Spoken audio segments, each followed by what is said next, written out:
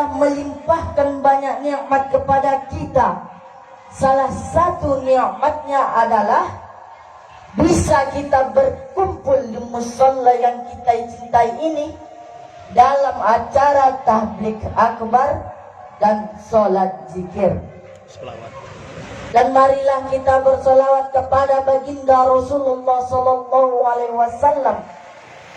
Semoga kita mendapat pertolongan dari beliau di yaumil akhir kelak nanti. Amin ya rabbal alamin.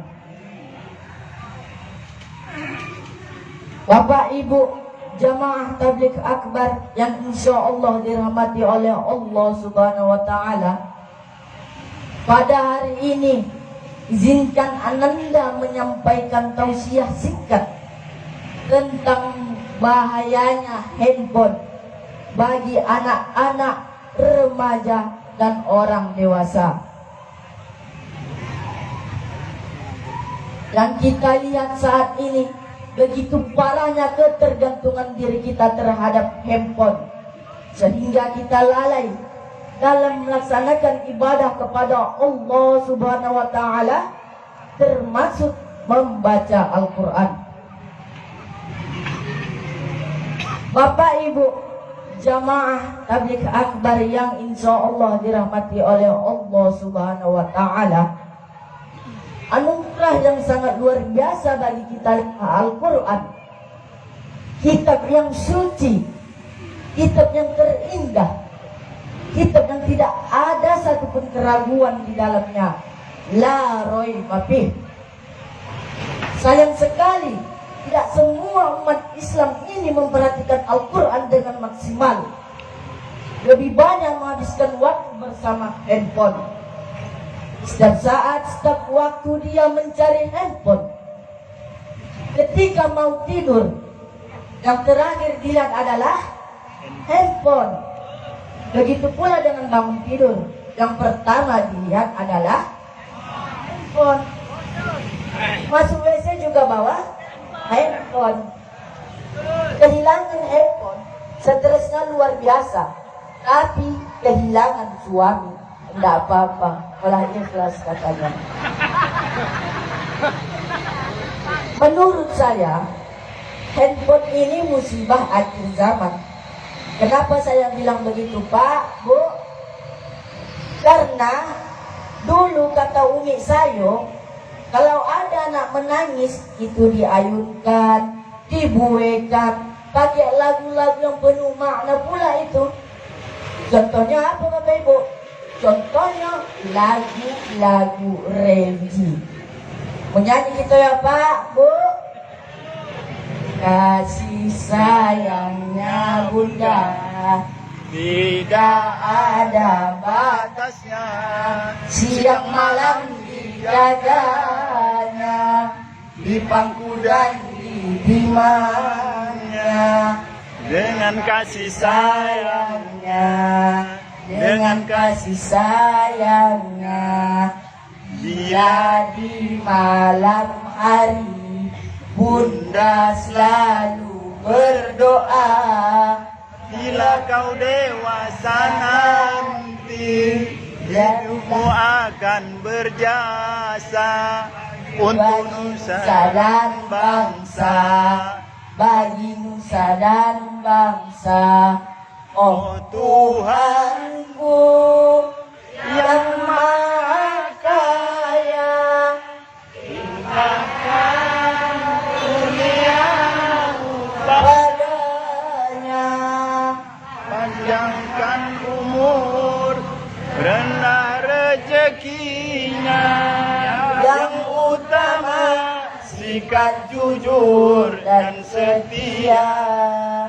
Jangan lupa, jangan lupa. Sekarang kalau ada anak menangis, menangis saya anak tuh, kasih.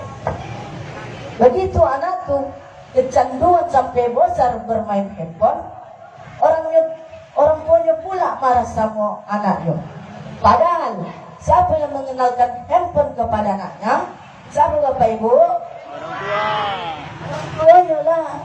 Jadi orang tuanya lah harus marah dengan dirinya sendiri karena sudah mengenalkan handphone dengan anaknya. Kadang pun bapak ibu datang awak bertamu, duduk masing-masing megang handphone, bukan menanyakan keadaan keluarga, kondisi keluarga, dan ekonomi keluarga.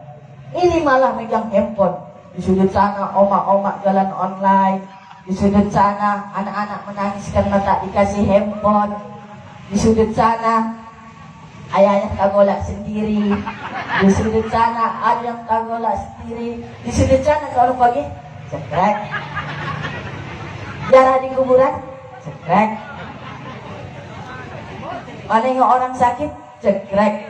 Dan yang lebih parahnya bapak ibu, aduh uak-uak tersungkur di muka tuh, bukan ditolongnya dulu, malah difotonya dulu, cekrek, uploadnya ke status. Kasihan uak yang tersungkur. Masuk pula lah komentar, kasihan.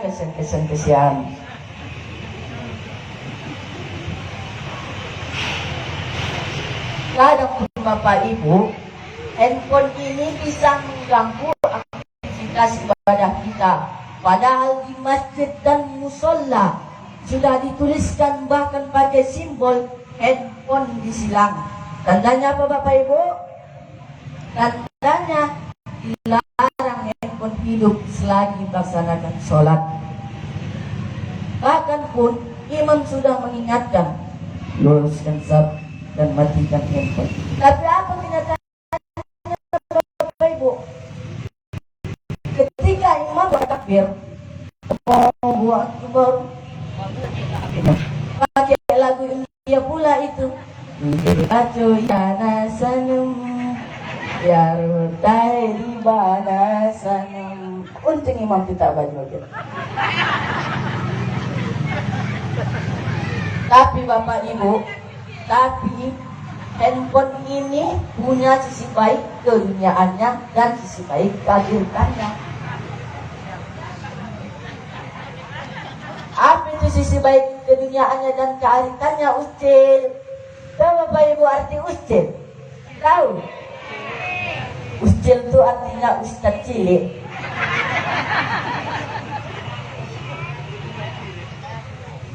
Sisi baik keduniaannya adalah dari handphone kita bisa mempermudah komunikasi antara kerabat dan saudara-saudara yang jauh.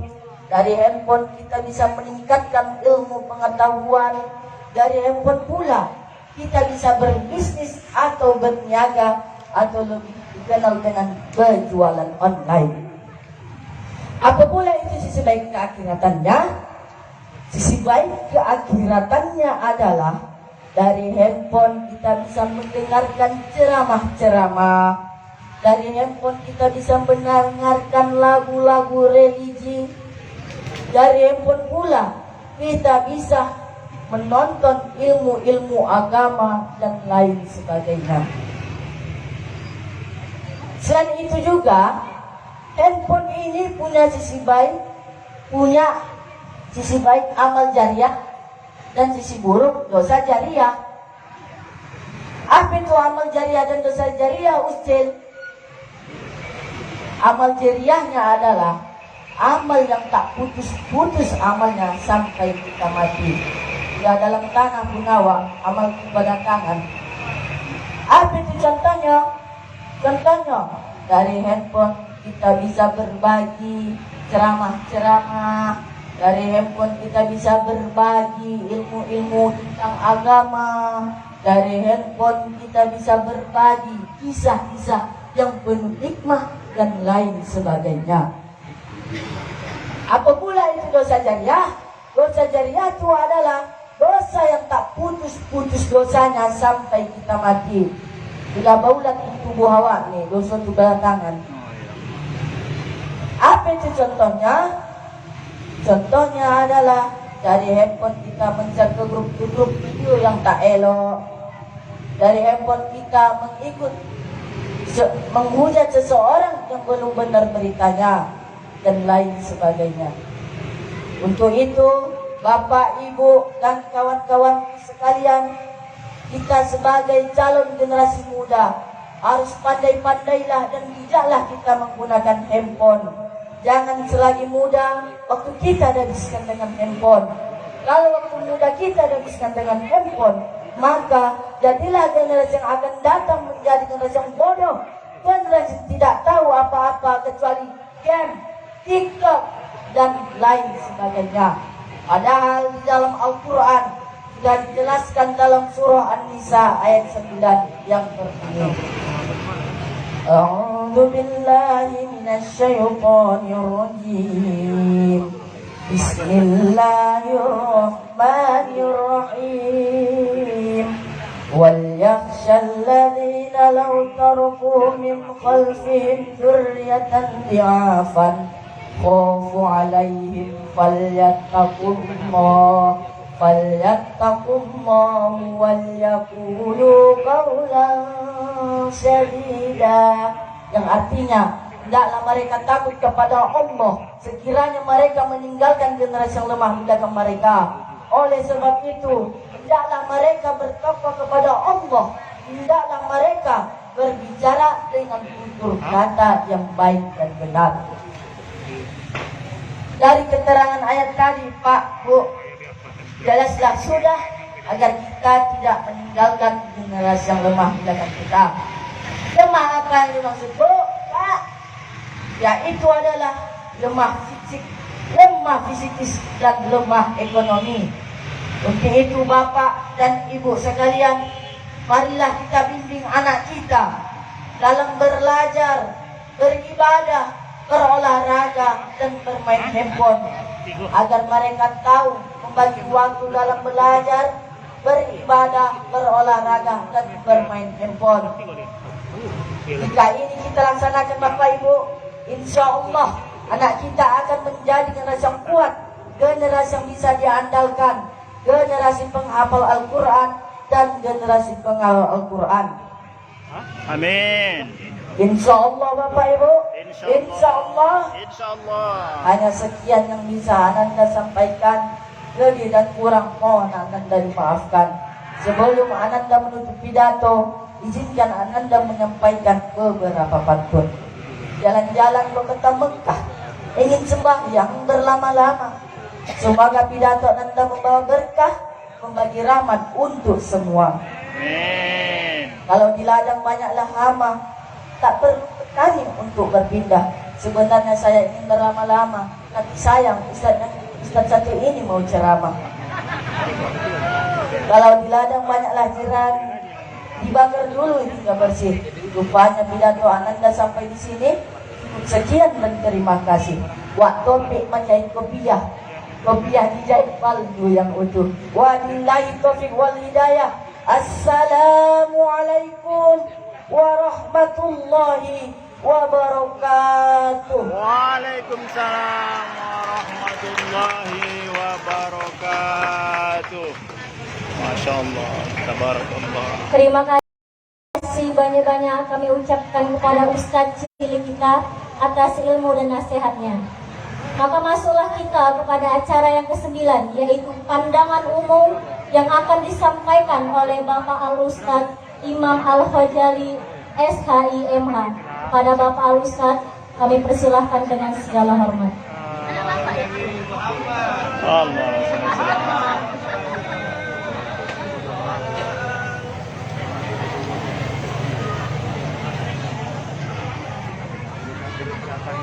Bismillahirrahmanirrahim.